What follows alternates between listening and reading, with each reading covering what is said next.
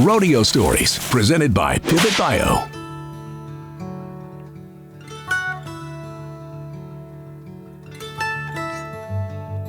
Hey, Tim. Hey, how are you, Justin? Good. Good to see you. Good to see you. Come on in. Good, thank you. Beautiful place. Thank you. There's Sammy. How are you?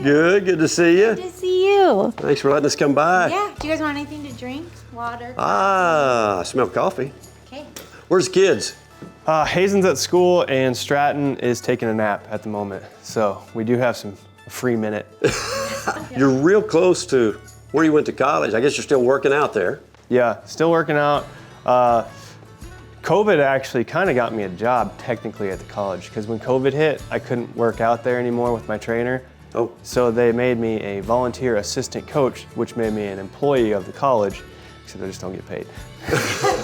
So you wrestled a lot in high school. Yeah, I did. I mean, wrestling was really my thing. I thought it played hand in hand with rodeo, and looking back on it now, it really played hand in hand with my bareback riding styles. Honestly, I was torn because I had quite a few offers to go wrestle, and just one junior college wanted me to come rodeo for them. Didn't you want to come here first? I did want to come here first because I heard about it And they didn't give you a scholarship? wouldn't even look at me. But I was only getting on bulls at the time. I didn't start getting on a bareback horse till it was like the spring of my senior year when I got on my first barebacks. So like no one knew I was going to be I didn't even know I was going to be a bareback rider. And I knew deep down I wanted to do rodeo. You know, my family rodeoed, so I took that JUCO college offer and ran with it. So how'd you guys decide to stay in Marshall, Missouri? I feel like, well, I was working at the college and he was still in school, and we were really sick of renting at the time too. And so Tim pretty much negotiated a deal with the house right across the street from where I was living to buy the house. Yeah, like this town loves the rodeo team here. Yeah. Like this town really gets behind this whole facility and this whole program. And I knew, like, as much as I love Iowa and where I grew up, like there wasn't the facilities or the setup for me to advance my career in the way that I wanted to.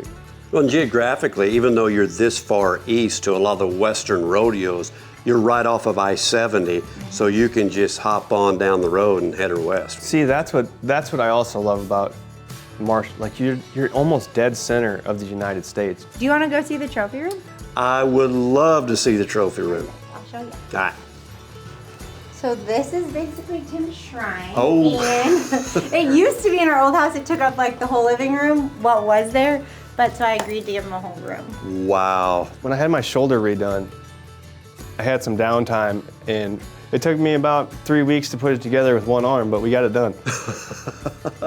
Hey, let's talk about the injury this year at Kennewick, Washington, with an entire month plus left in the season. It's just a freak deal, and I've watched it back in the buck and shoot. This horse is younger, and she'd been getting bucked quite a bit, just rodeos back to back. And what I think happened was when she went left and went right, and I think the inside of my leggings that looped up and caught my thumb and pulled my thumb back to my wrist. I got off and I called Sammy and I was like, I'm gonna go to sports med. I'm winning the rodeo, but like my hand hurts. Like I got a lot of adrenaline running through my body. Like if something hurts that quick, something's wrong. Yeah. The sports medicine team grabbed it and she's checking it out and she starts doing her thing. She starts pushing it away from my hand and it just never stopped. By the end of the night, we had surgery set up in Austin on Friday. On Friday, I'll be 9 weeks post-operate, and like today was the first time I did a full workout with no restrictions. I mean, my hand feels really good. 5 weeks from now, when we get to the finals, we'll be good to go. You know, I've said this before, and I'll say it till the day I retire. Like, if you're hurt, that's not an excuse, because you were gonna win unapologetically if you won. But if you lost, it's just a cop-out. And I wasn't there to lose. I was there to win, and I don't hang my head about how it went. It just, physically, I wasn't ready to go out there and win a world title. In my mind, I was, and I don't have any regrets about showing up there trying to win a world title either.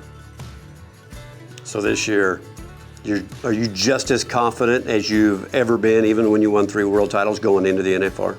I am. I mean, this is gonna be such an exciting finals this year. You can look back on all the years that I've been there, even in the history of it. It took $103,000 to make the 15th hole. This is easily the saltiest group of guys as a whole that's there. Like, anybody can win on any given day, and there is like a round and a half that separates 15th from first, which the only time like I've ever seen anything like that is when Stephen Peebles won the world title, coming in at 14th. But literally, Garrett Shabolt has real odds to win a world title at 15th. It's gonna be fun, it's gonna be exciting. It's gonna be who knows how to play the long game, who knows how to rise to the occasion when they got the shot. Everything can play in the ball, and at the end of it, there could be 5 or 6 guys in a world title race at the end of it, in the 10th round. It could be that kind of a cool experience and scenario that plays out, and that's the stuff that excites me about waking up and trying to be a 1% better every day.